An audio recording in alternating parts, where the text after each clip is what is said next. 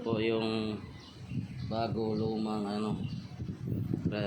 condenser pa ng NB350 ni Sir Julu.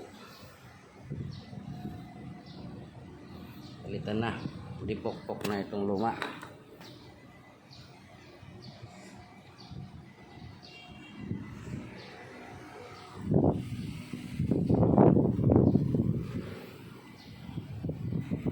Ito lang ang gawa ko ngayon at saka kanina.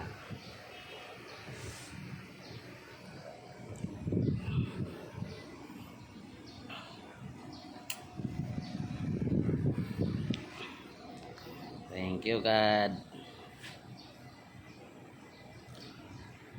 Pagod na ako. Sa biyahe ako napapagod, hindi sa gawa eh.